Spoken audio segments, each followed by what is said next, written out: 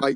Today I'll be teaching you how to remove hotspots, one of the biggest mistakes what photographers we have. Rather removing it, I'll be teaching you how to control these hotspots. And this is very important learning for anyone who is into fashion, portraits, or wedding photography and all those things. This is pretty common issues what they face. So stay till the end because I'll be teaching you two methods. Sure, you don't want to miss that. I'll be teaching you two methods to control the hotspots using Photoshop. Okay, so I have already opened my image on Photoshop, and here you can clearly see hotspots on the face, on forehead, and all those things. So what you need to do is let's create a duplicate layer by pressing Command J, and the first method what we are going to learn is by using patch tool. So go to the tool, select patch tool, and select the area of the hotspot just like this. And you know how patch tool works. If not, just all you need to do is click and drag it to the cleaner area, something like this. Okay, now the area which you have copied might be too harsh sometimes. To control that, or to control the opacity of this, what you need to do is let's go to edit and click on fade patch selection just like this, and control the opacity, reduce it completely. This is how it was before, and keep on increasing it till you find that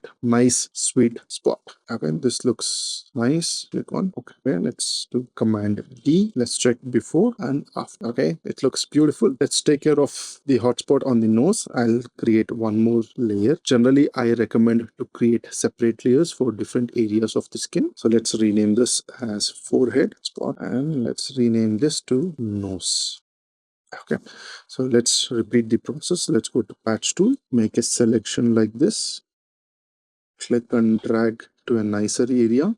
Let's find that nice point. Then we need to go to edit, fade patch selection, bring down the opacity completely to 0, and then keep on increasing till you find the nice sweet point. And this is looking nice. Let's click OK, Command D. Okay, let's create a group of these two by holding Shift key, select both the layers and press Command G to create a group. So this is how it was before, and this is how it is after. So this is the first method what you learned. So let me teach you the second method. Let's deselect this, select the background layer, and create a duplicate layer by pressing Command J or Control J. So now what we will do is we will learn the second method by using RGB layers, RGB channel rather. Okay, remove. So what you need to do is from here on, click on channels, hold Command key or Control key if you're using Windows, click on the RGB layer. So what it does is it selects all the highlights. So click on the layers again. Now what you need to do is press Command J to put the selection on a different layer, just like this. And here you need to change the blending from normal to multiply.